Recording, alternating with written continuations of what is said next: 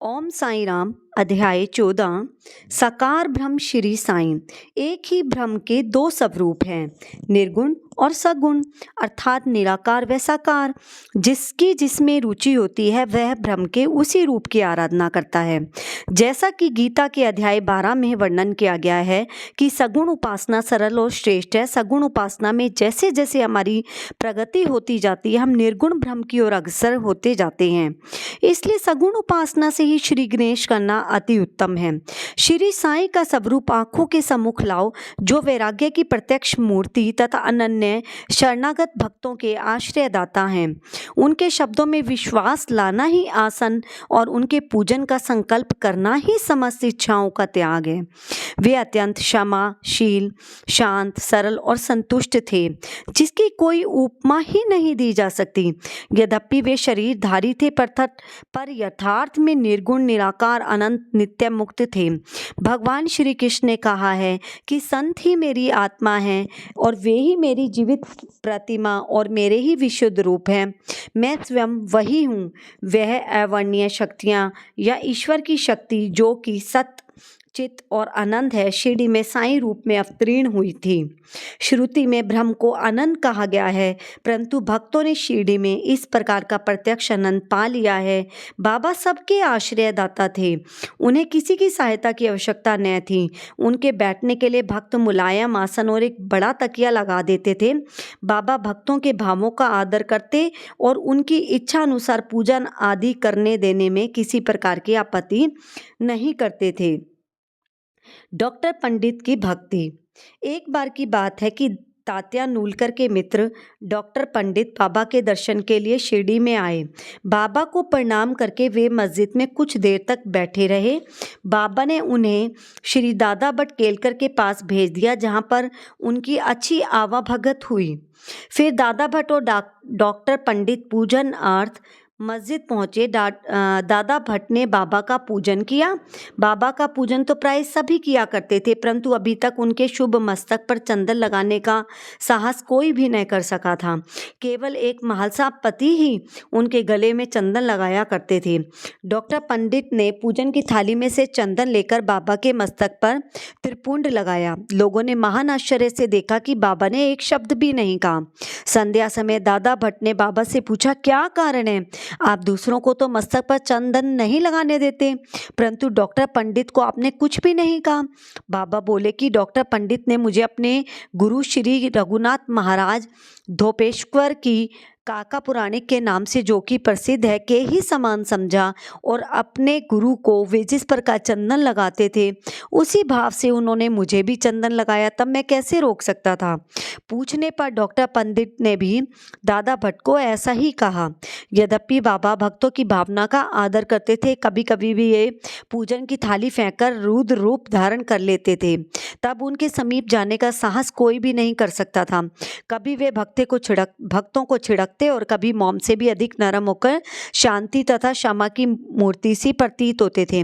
कभी कभी वे क्रोध में कांपते और उनके लाल नेत्र चारों ओर घूमने लगते थे। तथापि उनके अंतःकरण में प्रेम तथा मातृ स्नेह का स्रोत बहा करता था। वे भक्तों को बुलाकर कहा करते थे, उन्हें तो कुछ ज्ञात ही नहीं है कि वे कब उन पर क्रोधित हुए। वे तो भक्तों के समीप ही रहते हैं और जब भक्त उन्हें पुकारते हैं वे तुरंत ही उपस्थित हो जाते हैं। अगला पहरा हाजी सिद्दीक फाल्के की कथा।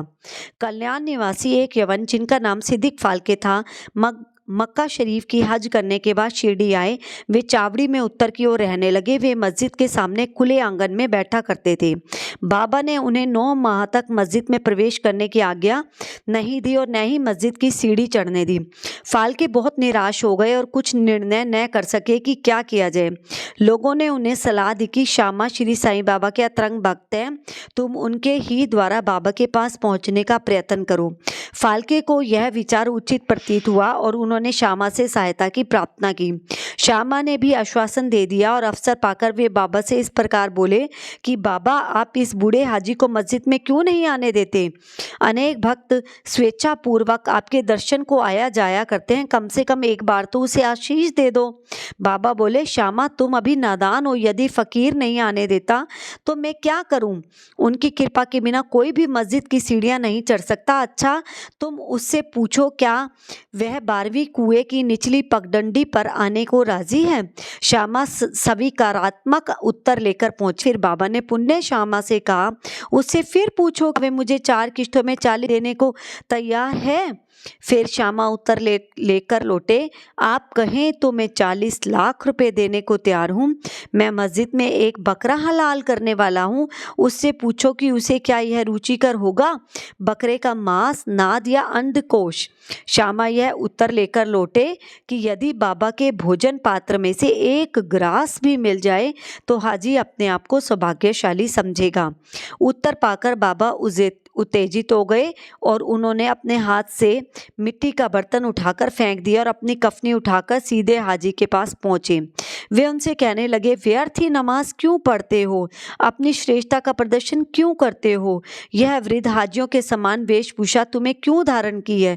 तुम कुरान शरीफ का इसी प्रकार पठन क्यों करते हो? तुम्हें अपना मक्का हज का अभिमान क्यों है, परंतु तुम मुझसे अनभिज्ञ हो? इस प्रकार डांट सुनकर हाजी घबरा गए और बाबा मस्जिद को लौट आए और कुछ आम की टोकरियां खरीदकर हाजी के पास भेज दी। वे स्वयं भी हाजी के पास गए और अपने पास से 55 रुपये निकालकर हाजी को दे दिए। इसके बाद से वे बाबा हाजी से प्रेम करने लगे और अपने साथ भोजन करने को बुलाने लगे। अब हाजी अपनी इच्छानुसार मस्जिद में आने जाने लगे। अगला पहरा संकट मोचक श्री साईं। एक दिन संध्या समय शिरडी में घने और काले बादल छाए हुए थे। पवन झकोर रहा था, बादल गरज रहे थे, बिजली चमक रही थी। मूसलाधार वर्षा प्रारंभ हो गई। जहां देखो वहां जल ही जल दृष्टिगोचर होने लगा। सब पशु पक्षी और शिरडी मस्जिद में भागे। शिरडी में देवियां तो अनेक है, परंतु उस दिन सहायता के लिए कोई भी न आई। इसलिए सभी ने बाबा से, जो कि भक्ति के भूखे थे, संकट निवारण की प्रार्थना की। बाबा को दया आ गई। वे बाहर निकल आए। मस्जिद के समीप खड़े होकर उन्हें बादलों की ओर दृष्टि करके गरजते हुए कहा, बस शांत हो जाओ। कुछ समय के बाद वर्षा का जोर कम हो गया और पवन धीमी पड़ गई। आंधी भी शांत हो गई। आकाश में चंद्रदेव उदित हो गए। तब सब लोग अति प्रसन्न होकर अपने अपने घर लौट आए। इसी तरह एक बार मध्याह्न के समय धूनी की अग्नि इतनी प्रचंड हो गई कि उसकी लपटें ऊपर छत तक पहुंचने लगी। मस्जिद में बैठे हुए लोगों की समझ में नहीं आया कि क्या किया जाए। बाबा से पूछने का साहस भी कोई नहीं कर पा रहा था, परंतु बाबा शीघ्र परिस्थिति को भांप गए। उन्होंने अपना सटका उठाकर सामने के खंभे पर बलपूर्वक प्रहार किया और बोले, नीचे उतर आओ, शांत हो जाओ। सटके की प्रत्येक ठोकर पर लपटें कम होने लगी। देखते ही देखते धुनी शांत हो गई। श्री साईं ईश्वर के अवतार हैं।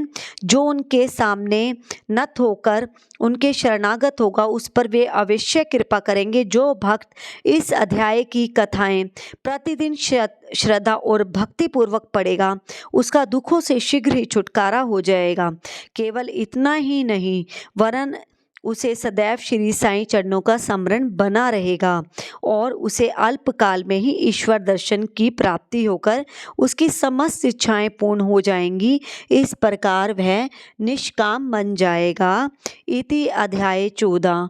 ओम साईं राम।